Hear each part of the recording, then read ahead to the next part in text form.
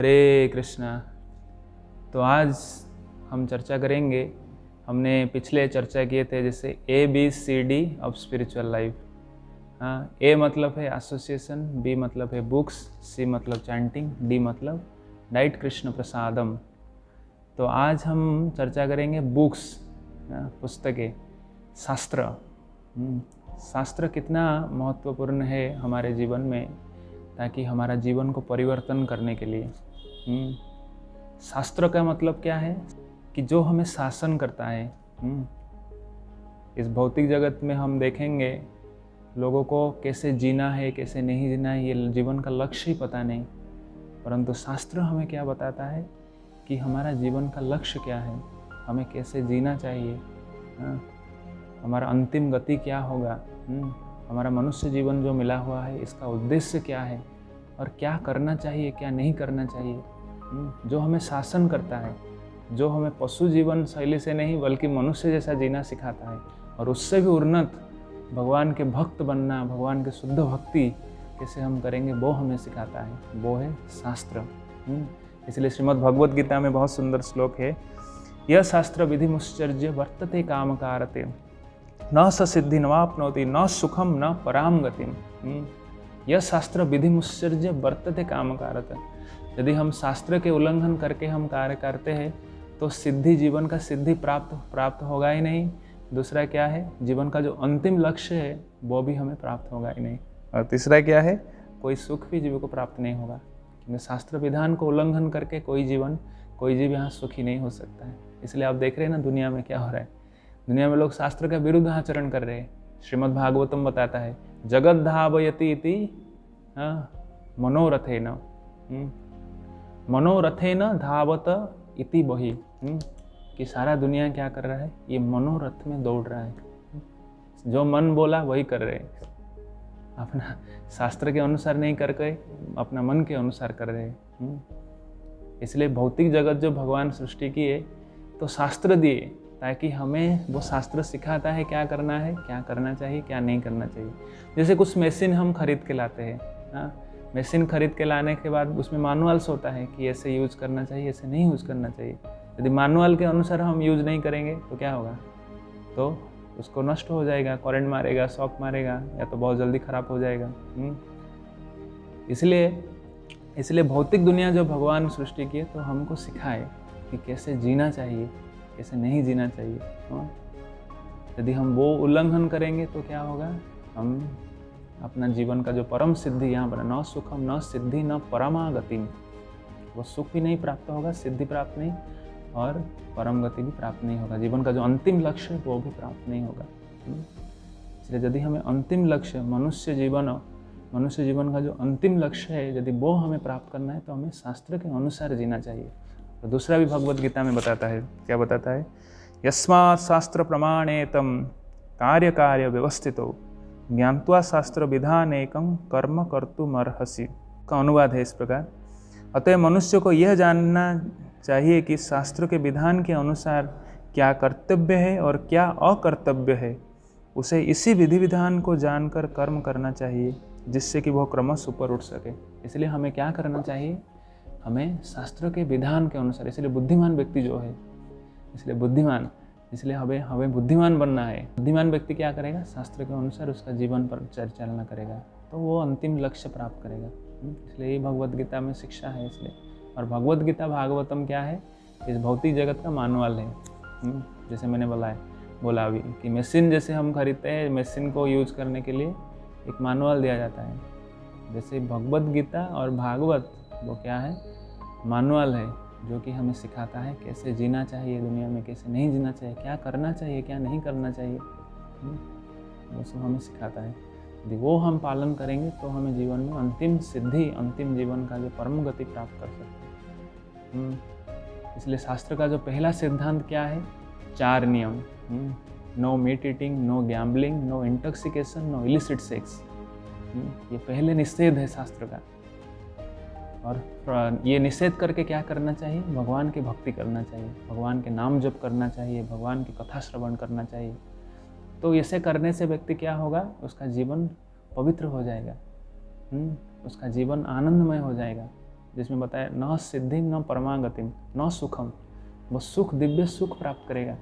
यदि भगवत गीता पढ़ेगा, भगवान के नाम जप करेगा तो उसको परम मतलब दिव्य आनंद प्राप्त होगा। वो 4 नियम पालन करके, no meat eating, no gambling, no intoxication, no illicit sex, ये 4 से हमें को बचना चाहिए। ये निषेध है। विधि क्या है? भगवान के नाम करना, भगवान की कथा सुनना। शास्त्र है क्या? शास्त्र है क्या? भगवान की कथा है। जैसे भगवत गीता क्या है? भगवान की वाणी। और श्रीमद् भागवतम क्या है? भगवान के विषय में, उसमें भगवान की वाणी भी है और भगवान के विषय में ब्रॉडली डिस्क्राइब किया गया है भागवतम।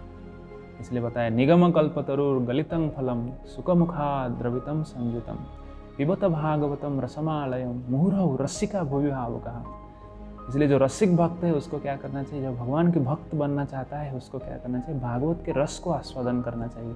इसमें पूरी तरह भगवान के सुंदर रूप, भगवान के सुंदर गुण, सुंदर लीला, ये सब के बारे में विशद वर्णन है। इस दुनिया में लोग क्या भौतिक वस्तुओं में आ सकते हैं, भौतिक रूप, भौतिक गुण, भौतिक लीला, हाँ, विषय वासना में आ सकते हैं, नारी के रूप के प्रति, नारी के गुण के प्रति, उसके लीला के प्रति। तो भागवत क्या है? भगवान के सुंदर रूप, भगवान के सुंदर गुण, भगवान की सुंदर लीला, हाँ, ये सब वर्णन है। इसमें दिव्य आनंद भरा हुआ है। इसलिए हमें भागवत पढ़ना चाहिए, भगवत गीता पढ़ना चाहिए। इसलिए प्रभुपाद पहले बताया है कि पहले व्यक्ति को भगवत गीता, उसके बाद श्रीमद् भागवतम, उसके बाद चैतन्य चरितामृत। ये क्या है? सीढ़ी है, स्टेजेस है। जो व्यक्ति को इस प्रकार से पढ़ेगा तो उसको आत्मानुभूति प्राप्त होगा। और जीवन का जो अंतिम लक्ष्य वो क्या है? भगवत प्रेम, भगवत प्रेम। और ये भौतिक जगत क्या है? जेल है। हमने पहले भी चर्चा किए थे, जेल। तो जेल से हमें उद्धार करेगा ये गीता शास्त्र भागवत। इसलिए हमें बहुत ही अच्छी तरह समझना चाहिए और जीवन को ये आचरण करना चाहिए। यही हमारा जीवन का अंतिम लक्ष्य है। अंतिम लक्ष्य खाना पीना मज़ा करना ये नहीं है, जैसे हमने पहले भी चर्चा किए थे कि आहार निद्रा भय मैथुन, ये सब क्या है? इस जीवन का लक्ष्य नहीं। जीवन का लक्ष्य है भगवान के प्रति अपना प्रेम विकसित करना। ये भौतिक जेल से उद्धार होकर हमें भगवत प्राप्ति करना, जहाँ शाश्वत जीवन है, जहाँ के जन्म मृत्यु जरा व्याधि है ही नहीं। ये सब का डिस्क्रिप्शन हमको शास्त्र में मिलेगा कहाँ है ये सब चीज़? शास्त्र में, प्रामाणिक शास्त्र। व्यक्ति प्रश्न पूछ सकता है कि गीता तो बहुत प्रकार का है, तो हम कौन सा गीता पढ़ें? भारत में 700 प्रकार की गीता है। आजकल पॉलिटिशियन, फिलोसोफर जो पाया अपने अपना कमेंट्री भगवत गीता में लिख देता है। तो वो पढ़ने से हमारा कल्याण होगा क्या? नहीं होगा। पूरे पॉलिटिशियन वो गीता में क्या लिखेगा? क्योंकि वो भी भक्त नहीं है ना। इसलिए भगवत गीता में भगवान बताते हैं कि गीता लिखने के लिए कौन सा योग्यता है, गीता को व्याख्या करने के लिए योग्यता क्या होना चाहिए। भक्त्या माम अभिजानाति यावान यस्यास्मि तत्वतः। जो भक्त है वो ही केवल भगवान को तत्व में समझ पाएगा। जो भक्त नहीं है वो भगवान को कभी समझ नहीं पाएगा। इसलिए गीता पढ़ने के लिए, गीता सुनने के लिए हमारा पहला योग्यता क्या होना चाहिए? हमें